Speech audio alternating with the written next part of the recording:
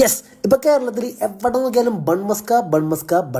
ഞങ്ങളെ പോലെ പുറത്തുള്ളവർക്ക് ഈ സാധനം വന്ന് കഴിച്ചു നോക്കാൻ പറ്റൂല. അപ്പൊ ഞാനും ഉണ്ടാക്കി എന്റെ വീട്ടിൽ ഒരു ബൺമസ്ക. ആദ്യം തന്നെ ആ ബണ്ണിലെ ക്രീമാണ് തയ്യാറാക്കേണ്ടത്. വേറെ ഒന്നുമില്ല, ബട്ടർ എടുക്കാൻ നന്നായിട്ട് ബീറ്റ് ചെയ്യുക. അതിലേക്ക് എന്ത് ചെയ്യുക, കുറച്ച് കണ്ടൻസ്ഡ് മിൽക്ക് കൂടി അടിയിട്ട് നന്നായിട്ട് ബീറ്റ് ചെയ്ത് ഈ ഒരു പരുവത്തിലാക്കി എടുക്കണം. അതിന്റെ കൂടെ കുടിക്കാൻ ചായ ഭയങ്കര ഇമ്പോർട്ടൻ്റ് ആണെന്നാണല്ലോ പറയുന്നത്. അപ്പൊ അതുകൊണ്ട് ഞാൻ ഉണ്ടാക്കി ഇറാനി ചായ. മസാലാസ്, ടീ പൗഡർ വെള്ളത്തിലിട്ട് തിളപ്പിക്കുക. അതായത് കട്ടൻ ചായയുടെ ഒരു കോൺസെൻട്രേറ്റ് ഉണ്ടാക്കുക. പാല് തിളപ്പിക്കുക. അതിലേക്ക് ലേശം മിൽക്ക് മെയ്ഡ് ആഡ് ചെയ്തേക്കണം കേട്ടോ. പാലിലേക്ക് ബണ്ണെടുത്ത് നെടുകെ പിളർന്ന് അതിലേക്ക് ആ ബട്ടറിൻ്റെ ക്രീമൊക്കെ തേച്ച് പിടിപ്പിച്ച് നൈസായിട്ട് ആ സൈഡിലേക്ക് കൂടി എന്ത് ചെയ്യണം, ഇങ്ങനെ പതപ്പിച്ച് തേച്ച് പിടിപ്പിക്കണം കേട്ടോ.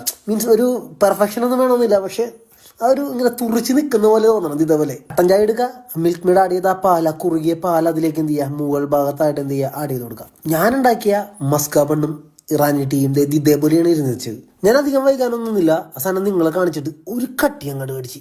പക്ഷെ എൻ്റെ മോനെ വായിൽ ബട്ടറിൻ്റെ പ്രളയം വരുന്നു. ഇക്കാണുന്ന ഹൈപ്പിനുണ്ടാകുന്ന എനിക്ക് അറിഞ്ഞൂടാ. ഞാൻ ഉണ്ടാക്കിയത് ഒരു അത്യാവശ്യം ഡീസൻറ്റ് സാധനം, എനിക്ക് അത്രേ തോന്നിയുള്ളൂ.